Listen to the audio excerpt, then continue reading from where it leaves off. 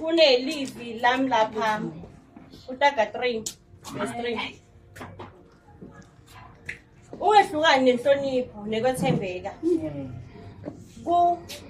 Kukhungelele ensanyeni yakho ukubhale etibheleketheni tenhlitiyo yakho. Amen. Ebazalwane nalivi liyasifakazela liyahlukahlukana nenhlonipho. Amen. Awuthi umuntu lomusha uhlakaniphile kumbe wendani kodwa ukhumbule inhlonipho. Uthi uhamba la uhamba khona ukhumbule ukuthi kufanele uhloniphe. Ukhumbule ukuthi kunasimakathi ngokufanele uhloniphe before uhlonipha abantu emhlabeni emphakathini bangani ihlobo nebazali. Amen. Kodwa nje inhlonipho ngiyo lebalekile ofanele sihambe ngayo ukuze siqhubeke sephambili nathi sibe ngilabo maki sibe ngilabo gogo sibe ngilabo khokho abahloniphekile. Amen. Mase kuqhubeka sihlale enkosini ngaso sonke isikhathi sihloniphe futhi iqhubeke verse 4 lithi lokho uyawukwenda ube neluqhumo loluhle uthande uNkulunkulu nebantu. Yebazalwane uNkulunkulu uyamthanda umuntu ohloniphako. Amen. LeBhayibheli lihlala isifakazela ukuthi ukuhlonipha ngolo kubalekile. uNkulunkulu uyasithanda ezulwini. Lanoma ngabe kuwena lokhu lokwendako ngeke sikusho wena uyakwathi. La uNkulunkulu uyakwathi uzonabulana kodwa lokubalekile ngolo kuhlonipha. Amen. NaNkulunkulu akuthanda emazulwini adumise ngawe noma uphuma ugeza umuntu lomusha kusasa uNkulunkulu adumise ngawe ukuthi wena umuntu lomusha nako la ngilo wami lo ngadiwe ukuthi ngikhona. Amen.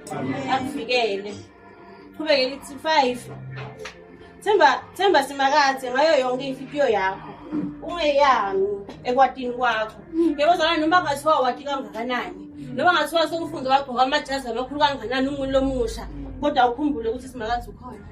Amen. Ukhumbule ngaso sonke isikhathi ukuthi yena ufuna kube nguye kuqala uMatiko before uqhubeka ngokwathi kwakho. Lokho lokufunzele waze wagogoza lokho lokufunzele waze angade kwangakho emajazi kodwa uqhubeke wathi ukuthi uNkulunkulu ufuna ukuthi wathi kahle. Amen. 6 Matise konke lokwenda wena uyakuqonzisa indlela takho. Yebazalwane umuntu lomusha ngithi uqoqa uthandaza ukuthi inkosi ngicela ungibonise indlela kulokuye ngithathako manje kulesi sinqumo lengikhetha kusenda njengamanje akube nguwe lotangibonisa indlela. Yebazalwane bawukhuluma naNkulunkulu takuqonzisa. Amen. Bawukhuluma naNkulunkulu ngokumethemba takuqonzisa nomthandazo utakutshela uNkulunkulu sasiko lokho ubona kungendeki la ubone ukuthi ayisho sakusiko lokufanele ngihambe ngakho funa ngihambe ngale ndlela le ngimuntu lomusha ubhekele ngimuntu lomusha ngibe necontrol. Amen. 7 sengcina ungatengi sihlakaniphi yesaba simakaze uyekele lokubi. Yebazalwane sihlakaniphile sonke angicabanga ukuthi khona lo thena akahlakaniphi. Amen.